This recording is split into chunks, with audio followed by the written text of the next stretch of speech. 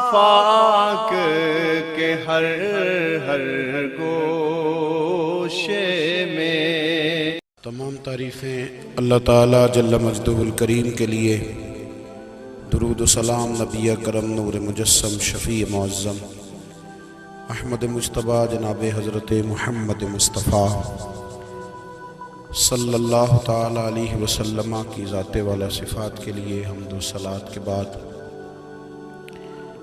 عزیز دوستو، بزرگوں اور بھائیوں، انسان کھائے پیے سوئے جاگے تو اس کے جسم کی ضروریات پوری ہوتی ہیں،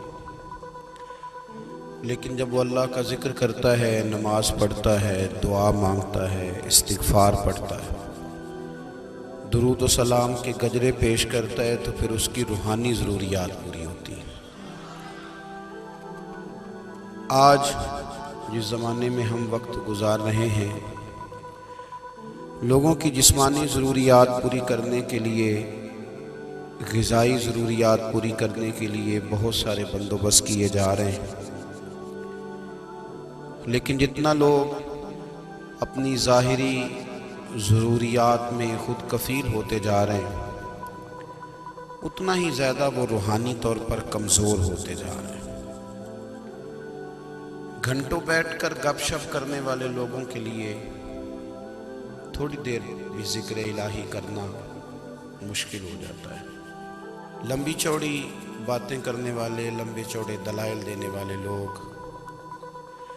اور سمجھدار لوگ اور سیانے لوگ عبادت کے معاملے میں سستی کرتے ہیں، عمل کے مسئلے میں کمزور ہو جاتے ہیں۔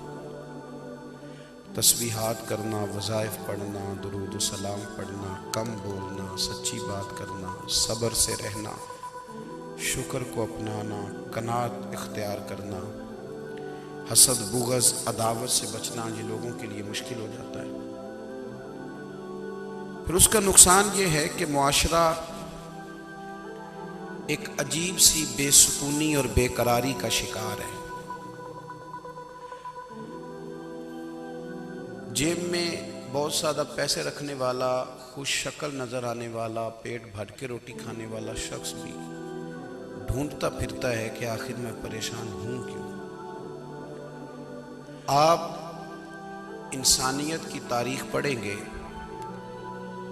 تو آپ کو معلوم ہوگا کہ انسان نے کبھی پتھر کی پوجا کی، کبھی معاذ اللہ چاند سورج کی، درختوں کی، بتوں کی پوجا کی۔ معاذ اللہ یہ غلط ڈائریکشن پہ تو چڑھ گیا، لیکن ایسا نہیں ہے کہ کوئی بندہ دنیا میں آیا ہو اور کسی کی اس نے عبادت نہ کی ہو۔ اس لیے کہ اللہ تبارک و تعالیٰ نے جس طرح ہمارے جسم میں کھانے کی طلب رکھی ہے، پینے کی طلب رکھی ہے، سونے کی طلب رکھی ہے، اسی طرح اللہ تعالیٰ نے عبادت کے لیے طلب رکھی ہے جسم میں۔ یہ تو ہوا کہ انسان گمراہ ہو گیا، غلط رستوں پہ چل نکلا، اس نے جھوٹے معبودوں کی طرف معاذ اللہ توجہ کر لی، لیکن وہ کسی نہ کسی کے سامنے جھکتا رہا، چونکہ اس کے وجود میں طلب تھی، شوق تھا اسے کہ وہ عبادت کرے۔ اللہ تبارک و تعالیٰ جب مسلمان کو توفیق دے اور اللہ کی بارگاہ کی جانب وہ رجوع کرے، تو پھر اس کا رویہ یہ ہونا چاہیے کہ اس کی توجہ ہو اللہ کی جانب۔ ہمارے ہاں تسبیحات پڑھ لی جاتی ہیں اگر کبھی موقع ملے، لیکن وہ خاص انہماک، وہ خاص شوق، وہ خاص ذوق اللہ تبارک و تعالیٰ کی عبادت کا۔ ایک ہوتا ہے نماز پڑھنا، ایک ہوتا ہے اہتمام کے ساتھ نماز پڑھنا، یعنی ذرا وقت پہ اٹھنا، ذرا صحیح کر کے وضو کرنا، ذرا شوق سے مصلی بچھانا۔ ایک ہوتا ہے تسبیح پڑھ لینا، اور ایک ہوتا ہے ذرا تھوڑا سا نا شوق کے ساتھ اللہ کو یاد کرنا۔ آپ کبھی جو میں نے آیت کریمہ پڑھی، اس کی آپ شان نزول دیکھیں، نبی کریم صلی اللہ تعالیٰ علیہ وسلم کے نا کچھ صحابہ اللہ کی محبت کے شوق میں حضور کی بارگاہ میں حاضر ہوئے۔ اور انہوں نے آ کے عرض پتہ کیا کیا؟ عرض کرنے لگے یا رسول اللہ صلی اللہ تعالی علیہ وسلم سالوں بیت گئے ہیں سجدے کرتے ہوئے، حضور سالوں بیت گئے ہیں تسبیح پڑھتے ہوئے، سالوں بیت گئے کہتے ہوئے کہ سبحان اللہ وہ پاک ہے، ہمیں سالوں بیت گئے یہ کہتے ہوئے کہ اللہ اکبر وہی سب سے بڑا ہے، سالوں بیت گئے کہتے ہوئے کہ الحمدللہ ساری تعریفیں اللہ کے لیے، سالوں بیت گئے اس کی تسبیح کرتے، تحلیل کرتے، تکبیر کہتے۔ حضور اب نہ ہمارا اپنے رب سے ملنے کو جی چاہتا ہے، کبھی اے حقیقت منتظر نظر آ نہ لباس مجاز میں، لاکھوں سجدے تڑپ رہے ہیں میری جبین نیاز میں۔ اور اقبال کہنے لگے کہ تیرے عشق کی انتہا چاہتا ہوں، تو میری سادگی دیکھ کیا چاہتا ہوں، میرا ذرا سا تو دل ہے مگر شوخ اتنا، میں وہی لن ترانی سنا چاہتا ہوں۔ میرا بھی دل کرتا ہے کہ اللہ میں تجھے کہوں میں تجھے دیکھنا چاہتا ہوں، جس طرح حضرت موسیٰ کلیم علیہ السلام نے کہا تھا، اور تو مجھے کہے کہ لن ترانی تو نہیں دیکھ سکتا، ذرا سا تو دل ہے مگر شوخ اتنا، میں بھی وہی لن ترانی سنا چاہتا ہوں۔ پھر کہنے لگے بھری بزم میں راز کی بات کہہ دی، بڑا بے ادب ہوں سزا چاہتا ہوں۔ دیکھو سب لوگوں کے بیچ ہی میں نے یہ کہہ دیا۔ میرے عزیز صحابہ نا شوق میں، کتنے سارے لوگ ہیں آپ، کتنی ماشاءاللہ بڑی تعداد میں آپ آئے، ہم بھی کبھی اس شوق میں گئے ہیں کہ ہمارے رب کو دیکھنے کو دل چاہتا ہے، ہمارا جی چاہے وہ کبھی ہمیں ملے، ہم کبھی اس کی زیارت کریں، اس کی بارگاہ کرم میں ہم حاضر ہوں۔ صحابہ نے عرض کیا یا رسول اللہ صلی اللہ تعالی وسلم ہمارا رب کہاں ہے؟ ہمارا نا اپنے رب کو دیکھنے کو جی چاہتا ہے۔ جب صحابہ نے یہ عرض کیا تو اللہ نے قرآن مجید نازل کیا، فرمایا وَإِذَا سَأَلَكَ عِبَادِي أَنِّي فَإِنِّي قَرِيبٌ، محبوب جب میرے بندے آپ کی بارگاہ میں آ کے میرے بارے میں پوچھیں نا تو ان سے کہہ دینا میں ان کے قریب ہی ہوں، قریب ہی ہوں۔ دلیل کیا ہے؟ اذا دان، یہ جب بھی مجھ سے دعا مانگیں گے میں ان کی دعاؤں کو قبول فرماؤں گا، میں ان کے قریب ہوں، میں ان کے قریب ہوں، یہ جب بھی دعا مانگیں گے نا میں قبول کروں گا، میں ان کے قریب ہوں۔ اللہ تبارک و تعالیٰ کے بندے اللہ سے محبت کرتے، رب کی بارگاہ میں جھکتے، اس کو اپنے دکھ سناتے، اس کے پیارے محبوب صلی اللہ تعالیٰ علیہ وسلم کا وسیلہ لے کے اس کے حضور حاضر ہو جاتے، پیشانیاں سجدوں سے روشن ہوتی۔ ہم نا ہر چیز کے لیے وقت نکالتے ہیں، ہر چیز کے لیے، لیکن عبادت کے لیے وقت نہیں نکالتے۔ ہر شے آباد ہے، ہر شے، ہماری فیس بک بھی آباد ہے، واٹس ایپ بھی آباد ہے، ہمارے ٹویٹر بھی آباد ہیں، ہماری ہر چیز آباد ہے، سب سے کم آباد ہمارا مصلی رہ گیا ہے، سب سے کم۔ وہ لوگ اب ڈھونڈنے سے ملتے ہیں جن کی بغل میں مصلی ہوتا تھا۔ میرے بھائی آپ کتنا کو دنیا کے پیچھے بھاگو گے تھکا دے گی، کتنا دولت کے پیچھے بھاگو گے تھکا دے گی۔ آپ جب اپنی زندگی میں جمع تفریق کرو گے نا تو مرتے وقت احساس ہوگا کہ سارا کچھ تو لوگوں کے لیے کیا، اپنے لیے تو کر ہی کچھ نہیں سکے۔ اور ہم عبادت کے معاملے میں بہانے بازی بھی کرتے ہیں، ہم کہتے ہیں اوہو رزق کمانا بھی تو عبادت ہی ہے نا، تو میں حلال روزی کے لیے جا رہا ہوں، یہ بھی تو عبادت ہے نا۔ میری طرح کے لوگ کہہ دیتے ہیں کہ میں سویرے اٹھ کے مدرسے میں کچھ اسباق دیکھتا ہوں تو یہ بھی تو عبادت ہے، میں بیان کرنے کے لیے مطالعہ کرتا ہوں تو یہ بھی تو عبادت ہے نا، اتنے لمبے سفر کر کے ملک میں دنیا میں گھومتا ہوں تو یہ بھی تو میں عبادت ہی کر رہا ہوں۔ اب اسپیشل نفلوں کے لیے وقت کس طرح نکلے، اسپیشل کر کے تسبیح میں کیسے چلاؤں، میں سارا کچھ ہم بہانے بنا لیتے ہیں نا۔ میرا سوال یہ ہے کہ یہ ساری باتیں صحابہ کو، نبی کریم کو، دیگر لوگوں کو بھی تو پتہ تھی نا، لیکن آپ غور تو کریں 23 سال حضور کو وقت ملا، مختصر وقت ظاہراً تبلیغ کرنے کے لیے، پوری دنیا میں دین بھی پھیلانا ہے۔ گھر میں 11 ازواج ہیں، 4 بیٹیاں ہیں، ان کی اولادیں، سارے کام کاج بھی دیکھنے ہیں، لیکن سیدہ طیبہ طاہرہ حضرت عائشہ صدیقہ رضی اللہ تعالیٰ عنہ فرماتی ہیں سارا دن تبلیغ کرتے، ہر غلام کے دکھ سنتے، گھر میں آتے تو اپنے گھر والوں کا خیال کرتے، کام میں ہمارا ہاتھ بٹاتے، قربان جاؤں کہتی ہیں زمانہ سارا سو جاتا لیکن آمنہ کے لال مصلی بچھا لیتے۔ دنیا سو گئی، ساری سب سو گئے، جو خدام تھے، وہ جو غلام تھے وہ سو گئے۔ صحیح مسلم میں لفظ ملیں گے، سیدہ پاک فرماتی ہیں او میرے نبی کے غلاموں، میں نے یہ رنگ بھی دیکھا ہے کہ حضور نے اتنا کھڑے رہے، اتنا قیام کیا، اتنا قیام کیا کہ مقدس پیروں میں ورم آ گئے، سوج گئے پیر، اتنے بڑے۔ دل پہ ہاتھ رکھ کے نہیں بتا سکتا کہ میرے کبھی نماز میں پیر سوج گئے، کوئی نہیں بتا سکتا۔ بچوں کی روٹی کماتے تھک گئے بات الگ ہے، ہم سیر کرنے گئے تو تھک گئے بات الگ ہے، لیکن عبادت میں یہ بھی تو مسلم شریف ہے نا، یہ بھی تو دین ہے نا، یہ بھی تو حضور کی سنت ہے، یہ بھی تو وہ چیز ہے جو کریم کی آنکھوں کی ٹھنڈک ہے۔ سیدہ فرماتی ہیں پیروں میں ورم آ گئے، اور ساری رات ہی حضور نے نماز پڑھی اور ایک ہی آیت بار بار دہرائی۔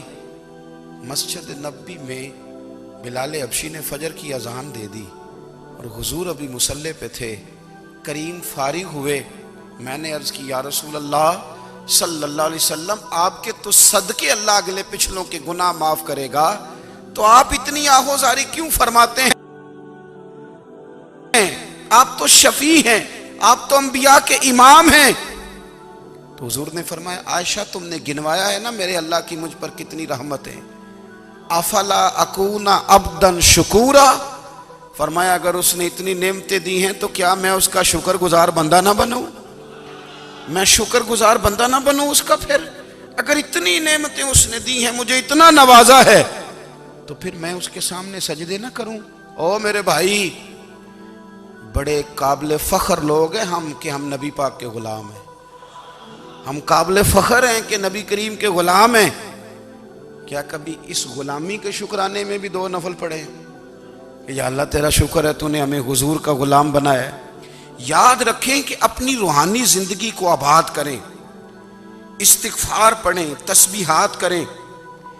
حضرت عبداللہ ابن عمر رضی اللہ تعالیٰ عنہ حضرت عمر کے صاحبزادے، مکہ مکرمہ میں ان کی قبر ہے۔ میں نے جب انہیں پڑھا تو مجھے ان سے بڑا پیار ہو گیا، لیکن آپ کو پتہ ہے وہاں جا کے کسی شخص کا مزار تلاش کرنا یا پوچھنا ایک مشکل کام ہوتا ہے۔ تو ایک دفعہ میں مکہ شریف میں حاضر تھا، تو ایک گاڑی والا ڈرائیور مجھے کہنے لگا کہ مولانا میں آپ کو جانتا ہوں، مجھے آپ سے محبت ہے، ایک بات بتاؤں آپ کو؟ میں نے کہا بتاؤ۔ کہنے لگے حضرت عبداللہ ابن عمر کی قبر دیکھنی ہے۔ میں نے کہا یہ تو نہیں کہہ رہا، یہ کسی نے بندوبست کرایا ہے، یہ اللہ نے تیرے دل میں بات ڈالی ہے، یہ ہو گیا تو لے چل مجھے۔ حضرت عبداللہ ابن عمر کو نبی پاک نے فرمایا تھا راجل صالح، یہ نیک بندہ ہے، یہ متقی آدمی۔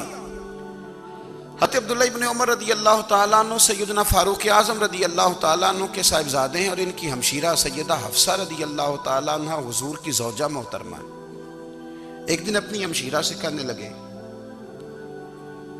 کہ نبی کریم صلی اللہ تعالیٰ علیہ وسلم گھر میں آئے نا، اور اگر حضور غم امت میں پریشان نہ ہوں، طبیعت کو حشاش بشاش دیکھو، تو ذرا پوچھنا تو صحیح حضور کا میرے بارے میں کیا خیال ہے، پوچھنا تو صحیح کہ کریم کی بارگاہ میں میرا کیا مقام ہے، میرے بارے میں حضور کیا فرماتے ہیں۔ اب بہن کو کام بتائے، اور بتائے بھی بھائی، اور پھر بہن وہ کام نہ کرے، یہ تاریخ میں ہوتا نہیں۔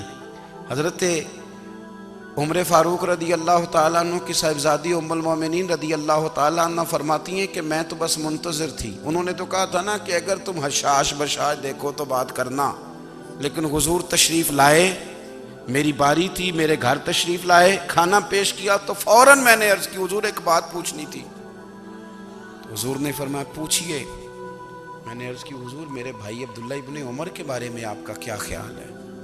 نوجوانوں میری بات پہ غور کرنا، میرے بھائی کے بارے میں آپ کا کیا خیال ہے؟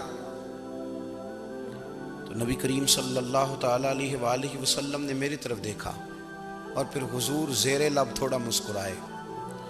اور بریلی کے امام کہتے ہیں کہ حضور مسکرا دیتے تھے نا تو جو بڑا دکھی ہوتا تھا وہ بھی ہنس پڑتا تھا.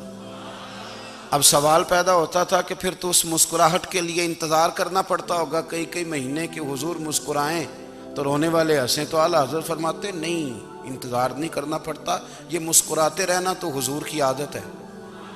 جس کی تسکین سے روتے ہوئے ہنس پڑے اس تبسم کی عادت پہ لاکھوں سلام. یعنی یہ تو عادت ہے حضور کی مسکراتے رہنا، اس کے لیے انتظار نہیں کرنا پڑتا. بھائیو آپ خیال رکھیں گے، غور کریں گے. حضرت عبداللہ ابن عمر رضی اللہ تعالیٰ عنہ کے بارے میں پوچھا تو سیدہ فرماتی ہیں کہ نبی کریم صلی اللہ تعالیٰ علیہ وسلم نہ زیر لب مسکرائے اور فرمایا حفصہ تیرا بھائی ہے تو اچھا، لیکن میں نے سنا ہے کہ عشاء کی نماز پڑھتا ہے تو فجر تک سویا ہی رہتا ہے. او نوجوانوں، 10 بجے تک سونے کی بات نہیں ہوئی، 9 بجے تک سونے کی بات نہیں ہوئی، 11 بجے اٹھنے کی بات نہیں. حضور فرمانے لگے میں نے سنا ہے کہ عشاء کی نماز پڑھ کے سو جاتا ہے اور فجر تک سویا ہی رہتا ہے، اسے چاہیے کہ تہجد کے وقت اٹھا کرے، اللہ کی بارگاہ میں حاضر ہوا کرے، آہوزاری کرے، سجدے کرے، عبادت کرے. اٹھتا ہے اور فجر میں جا کے اٹھتا ہے. حضرت جناب حفصہ رضی اللہ تعالیٰ عنہ کہتی ہے میں نے جناب عبداللہ ابن عمر کو پیغام دیا اور میں نے کہا میرے جوان بھائی سن. نبی پاک نے فرمایا ہے تو اچھا پر تہجد میں نہیں اٹھتا، نفل نہیں پڑھتا. او میری ملت کے جوانوں، مزہ نہیں آ جاتا جب ساری دنیا سوئی ہو، ساری دنیا، اور بستر بھی گرم ہو اور نیند بھی پورا غلبہ کر رہی ہو، اور اچانک گھنٹی بجے دماغ میں، آنکھ کھلے، گھڑی پہ نظر پڑے، 3:30 4 بجے کا پیغام گھڑی بتائے، اور کوئی چڑھتی جوانی والا اٹھ کے وضو کرے، اور جب وہ مصلی کھول کے بچھائے تو مدینے والے محبوب کہتے ہیں کہ ہر نماز پہ رب ثواب دیتا ہے، اور جو اٹھ کے تہجد کی نماز پڑھے اسے دیکھ کے تو رب مسکراتا ہے، جو اس کی شان کے لائق ہے، جو اس کی شان کے لائق، وہ مسکراتا ہے، خوش ہوتا ہے کہ میرا بندہ تہجد میں اٹھ گیا، وہ مسکراتا ہے. کاش ہماری صبحیں کبھی اپنے مالک کے نام ہو جائیں. کاش کے صبح حضرت ابو الحسن رحمۃ اللہ تعالیٰ علیہ حضرت معاذ ابن جبل رضی اللہ تعالیٰ عنہ کے پاس بیٹھا کرتے تھے. فرماتے ہیں ان سے جو پیار بڑھا تو پھر میرا مصلی سے بھی بڑھ گیا. تابعی ہیں، فرماتے ہیں صحابی رسول سے محبت ہوئی تو ذکر سے بھی ہو گئی، پھر درود شریف سے بھی ہو گئی. محبت ان سے بڑھی تو پھر اللہ نے مسجد کا پیار بھی بڑھا دیا. آپ فرماتے ہیں کہ میری ہر وقت طبیعت چاہتی تھی کہ بس اللہ اللہ کروں، بس اللہ اللہ کروں، بس نہ میں ذرا تھوڑی جان چھڑاؤں لوگوں سے، کوئی 10 منٹ ملے تو میں کوئی 4 نفل پڑھ لوں، میں تھوڑا سا نہ بچوں لوگوں سے، اور مجھے تسبیح ملے تو میں نہ کوئی 400-500 دفعہ استغفار پڑھوں، سبحان اللہ، الحمدللہ، اللہ اکبر، لا حول ولا قوت الا باللہ، میں نہ تسبیحات پڑھوں. فرماتے ہیں کہ بچے تھے گھر میں 6-7، غربت تھی، کام ملتا کوئی نہیں تھا، اور میں کام چور نہیں تھا، کام ڈھونڈتا تھا، پر اللہ کی قدرت کے کام نہیں ملتا تھا. فرماتے ہیں کہ میں نے ایک دن اپنی اہلیہ سے کہا کہ آج میں پھر جاتا ہوں کام ڈھونڈنے. تو میری بیوی بڑی فرما بردار تھی، پر اس دن نہ غربت کے ہاتھوں تنگ آ کے کہنے لگی آج نانا کوئی تو چیز لے کے آیا. تو مجھ سے بچوں کی بھوک نہیں دیکھی جاتی. یہ سب روگاں دا روگ محمد جس دا نام غریبی، کنڈ بلا کے لنگ جاندے نہیں دوست یار قریبی. آج نہ کچھ لے کے آیا تو میں بچے لے کے میکے چلی جاؤں گی. شیخ فرماتے ہیں کہ میں بڑا پریشان گھر سے نکلا، پر میں نے صبح سے لے کے زور تک کام ڈھونڈا، کام ملا کوئی نہیں. تو میرے دل میں خیال آیا چلو کام نہیں ملتا تو اللہ اللہ تو کرے نا، چلو بندوں کی مزدوری نہیں ملتی تو رب کریم کی عبادت ہی کرتے ہیں. فرماتے ہیں کہ میں نے نا فرات کے پانی سے وضو کیا، نہر کے، شدید دھوپ تھی، ساتھ ریت تھی اور ریت تپ رہی تھی. میں نے اپنا رومال وہیں مصلی کے طور پر بچھا لیا، اور فرماتے ہیں کہ زور سے لے کر عصر تک نماز پڑھی، دھوپ بھی پورے زور پہ، پر میرے سجدے کا ذوق بھی پورے زور پہ. فرماتے ہیں سورج بھی چمک رہا ہے اور رب کی عبادت کا ذوق بھی پورے زور پہ، میں سجدہ کروں تو پھر میرا اٹھانے کو جی نہ چاہے۔ میرے استاد لکھا کرتے تھے، یہ ان کا شعر ہے، وہ کہا کرتے تھے مجھے